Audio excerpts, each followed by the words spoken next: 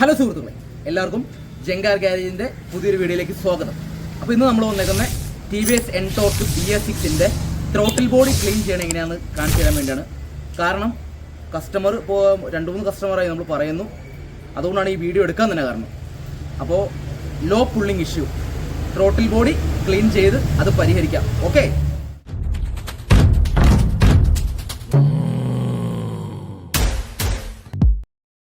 അപ്പോൾ നമ്മൾ സീറ്റൊക്കെ റിമൂവ് ചെയ്തു. അപ്പോൾ കാര്യത്തിൽ കിടക്കാം. ഇതിനകത്ത് കുറച്ച് കപ്പളറുകളൊക്കെ ഉണ്ട്, അത് നോക്കി കണ്ട് ഊരില്ലെങ്കിൽ പണി കിട്ടും.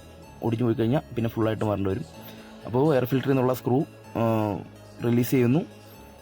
അതിനുശേഷം ഇൻടേക്കിൻ്റെ അവിടെ തന്നെ 2 LNG ബോൾട്ട് ഉണ്ട്. അത് ഒരെണ്ണം ടോപ്പിലും ഒരെണ്ണം താഴെ, അത് ക്രോസ് ആയിട്ടാണ് വരുന്നത്. അപ്പോൾ മേളത്തെ ഉള്ള കഴിക്കാൻ എളുപ്പമാണ്, കുഴപ്പമില്ല. അതുപോലെ ആക്സിലേറ്ററുകളും അങ്ങ് ഒഴിവാക്കിയിട്ടേക്കുക, അതിൻ്റെ ആവശ്യമില്ല ഇപ്പോൾ. അതിനുശേഷം താഴെ ഉള്ളത് അഴിക്കണമെങ്കിൽ താഴത്തെല്ലെങ്കിൽ കുറച്ച് പാടാണ്. അത് ചെറിയ റാച്ചറ്റും ഇതേപോലത്തെ ചെറിയ എക്സ്റ്റൻഷനും ഉണ്ടെങ്കിൽ അത് നമുക്ക് വലിയ കലിപ്പില്ലാണ്ട് അഴിച്ചെടുക്കാം. അപ്പോൾ നിങ്ങൾക്ക് ലാഗ് അടിക്കുന്നുണ്ടെങ്കിൽ ക്ഷമിക്കുക. എൻ്റെ 1-2 പേര് ഇങ്ങനെ പറഞ്ഞു, ട്രെയിലർ കാണിക്കുന്ന പോലെ പെട്ടെന്ന് കാണിക്കരുത്, കണ്ണടിച്ച് പോകണമെന്നൊക്കെ. അപ്പോൾ അതുകൊണ്ട് കുറച്ച് സ്ലോ ആയിട്ട് എടുക്കണമെന്നുള്ളൂ. അപ്പോൾ സ്ക്രൂ അഴിച്ചതിന് ശേഷം നമുക്ക് ത്രോട്ടിൽ ബോഡി നമുക്ക് പൊക്കിയെടുക്കാം.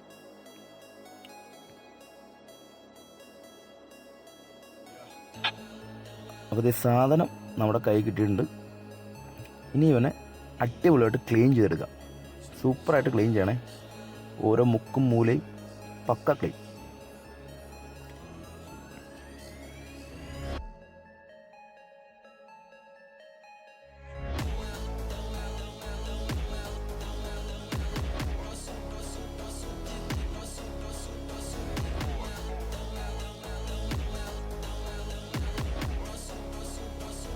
ഇത് കാണുമ്പോൾ തന്നെ അറിയാം അത്യാവശ്യം അഴുക്കുണ്ട്.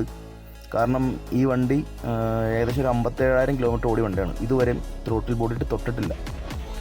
അപ്പോൾ ശരിക്കും ക്ലീൻ ചെയ്യുമ്പോൾ നമുക്കതിൻ്റെ റിസൾട്ട് കാണാം. ട്രെയിൽ നോക്കി അറിയാം ശരിക്കും അഴുക്ക് ചെയ്യാറുണ്ട്.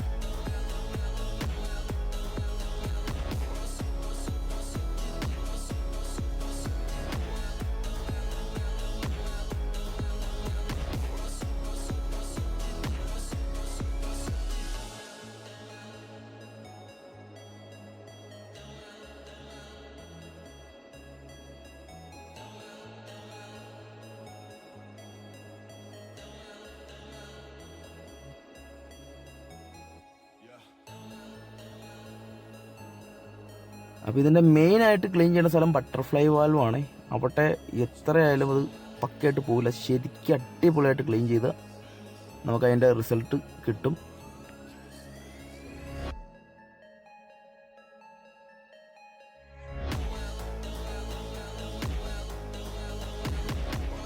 സുഹൃത്തുക്കളെ, ഇപ്പോൾ അടിപൊളിയായിട്ട് ക്ലീൻ ചെയ്തിട്ടുണ്ട്, പക്ക ക്ലീൻ. ഇനി നമുക്ക് തിരിച്ച് പിടിപ്പിക്കേണ്ട കാര്യമുള്ളൂ.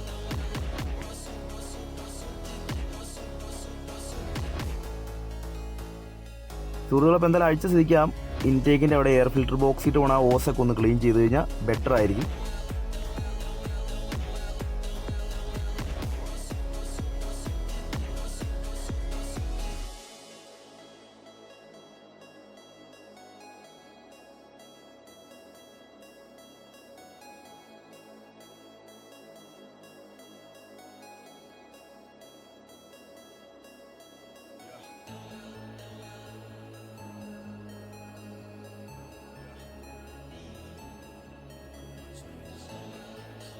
അപ്പോൾ ത്രോട്ടിൽ ബോഡിയുടെ കണക്ടറൊക്കെ നമ്മൾ ഫിറ്റ് ചെയ്ത് സ്ക്രൂവും കാര്യങ്ങളൊക്കെ ടൈറ്റ് ചെയ്യുന്നു.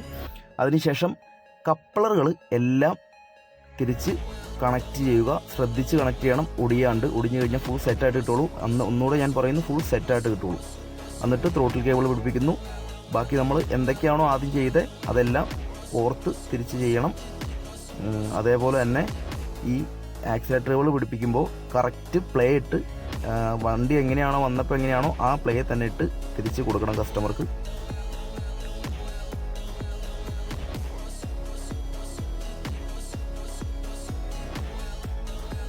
അപ്പോൾ നമ്മൾ തിരിച്ച് സീറ്റ് പിടിപ്പിക്കുന്നു. അതിനു മുമ്പ് ബൂട്ട് സ്പേസിൻ്റെ അകത്തൊരു ലൈറ്റ് വരും, അതിൻ്റെ കപ്ലർ കൊടുക്കാൻ മറക്കല്ലേ.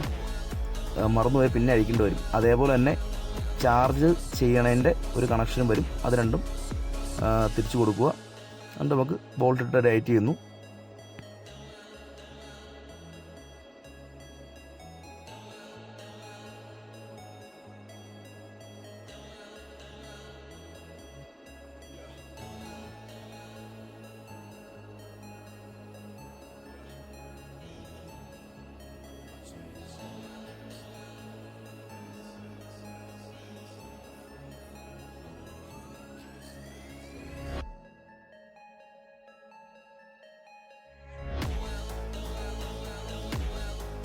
അപ്പോൾ അതിൻ്റെ പരിപാടി നമ്മൾ ഫിനിഷ് ചെയ്തിട്ടുണ്ട്. എന്തായാലും വണ്ടി കയറിയതല്ലെന്ന് ഓർത്ത് ഞാൻ പിന്നെ എന്നാൽ എയർ ഫിൽറ്ററും കൂടെ എന്നാൽ നമുക്കൊന്ന് ചെക്ക് ചെയ്ത് നോക്കാമെന്ന് പറഞ്ഞു. എന്നാൽ പിന്നെ എയർ ഫിൽറ്ററും അങ്ങ് അഴിച്ചു.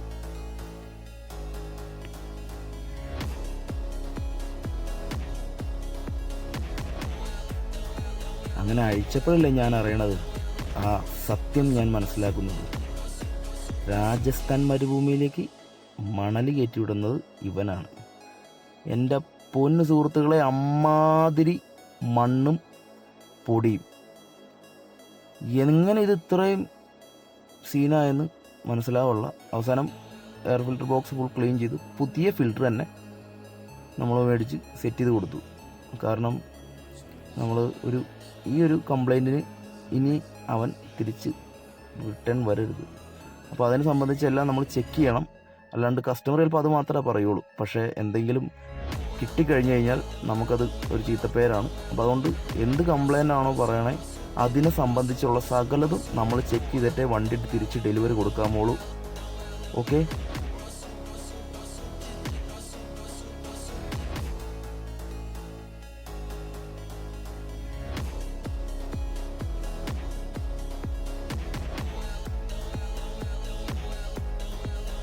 അത് കഴിഞ്ഞ് ഓയിൽ ലെവലൊന്ന് ജസ്റ്റ് ചെക്ക് ചെയ്തപ്പോഴത്തേക്കും ഓയിലിൻ്റെ ലെവൽ കുറവാണ്.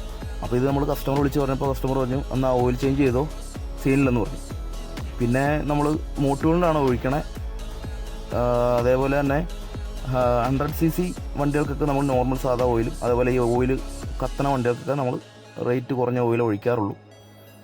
സ്പോർട്ടി റൈഡറൊക്കെ വരുമ്പോൾ നമ്മൾ മോട്ടോറിലാണ് ഞാൻ റെക്കമെൻഡ് ചെയ്യണ. അത്യാവശ്യം നല്ല ഓയിലാണ്.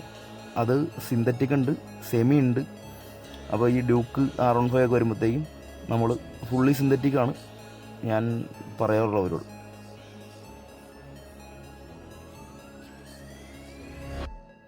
പിന്നെ ഈ BS6 ഗിയർലെസ് വണ്ടികൾക്കൊക്കെ BS6 വണ്ടികൾക്ക് 1030 മോട്ടോൾ, നോർമൽ സാധാ മോട്ടോളാണ് ഞാൻ ഒഴിക്കാറുള്ളത്. വേറെ 100cc അതുപോലെ നമ്മൾ നോർമലി പഴയ വണ്ടികളൊക്കെ വരുമ്പോൾ അവർക്കിപ്പോൾ ഏതായാലും കുഴപ്പമില്ല. ഇങ്ങനെ സാധാ ഓയിലും ഇഷ്ടം പിടിക്കാണ്ടിരുന്നാൽ മതി എന്നുള്ള സ്കീമാണ് അവരുടെ. പിന്നെ ഏത് വണ്ടിയാണെങ്കിലും സ്കൂട്ടറോ ബൈക്കോ ഏതും ആയിക്കോട്ടെ, അതിന് ഓയിൽ സ്റ്റെയിനർ ഉണ്ടെങ്കിൽ അത് നല്ല കിടിലിനായിട്ട് ക്ലീൻ ചെയ്തിട്ട് തിരിച്ചിടണം. അത് ഏത് വണ്ടി ആയിക്കോട്ടെ, പ്രശ്നമൊന്നുമില്ല. അതുപോലെ തന്നെ ഓയിൽ ഫിൽറ്റർ ഉള്ളതാണെങ്കിൽ ആ ഓയിൽ ഫിൽറ്റർ മാറിക്കളഞ്ഞേക്കുക. പിന്നെ ഇതേപോലെ ഡ്രെയിൻ ബോൾട്ട് ടൈറ്റ് ചെയ്യുമ്പോൾ ഹാൻഡ് ടൈറ്റ് ചെയ്യുക. ഒരുപാട് ടോർക്ക് അതിനകത്ത് പിടിക്കരുത്. അല്ലെങ്കിൽ കമ്പനി പറഞ്ഞേക്കണ ടോർക്ക് സെറ്റ് ചെയ്തിട്ട് ടൈറ്റ് ചെയ്യുക. അത് എല്ലാവർക്കും കിട്ടിയേക്കണ ഒരു പണിയായിരിക്കും. നിങ്ങൾക്ക് കിട്ടിയിട്ടുണ്ടെങ്കിൽ ഒന്ന് കമൻറ്റ് ചെയ്യണം കേട്ടോ. അപ്പോൾ നമ്മൾ മോട്ടോൾ തന്നെയാണ് ഒഴിക്കണേ.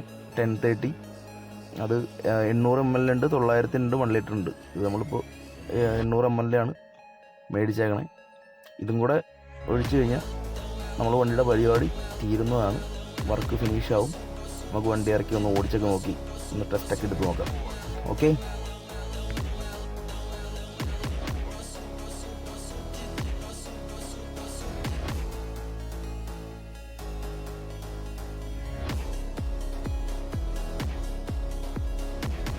അതേപോലെ തന്നെ ഈ ഡിപ്സ്റ്റിക്ക് ടൈറ്റ് ചെയ്യുമ്പോഴേ പ്ലെയറിന് ജസ്റ്റ് ഒന്ന് ടൈറ്റ് ചെയ്യണേ. ഹാൻഡ് ടൈറ്റ് ചെയ്ത് ചിലപ്പോൾ അതിലേക്ക് ലീക്ക് വരാറുണ്ട്. അപ്പോൾ ജസ്റ്റ് പ്ലെയറിനൊന്ന് പിടിച്ച് കഴിഞ്ഞാൽ ടൈറ്റായിട്ട് ഇടുന്നോളൂ.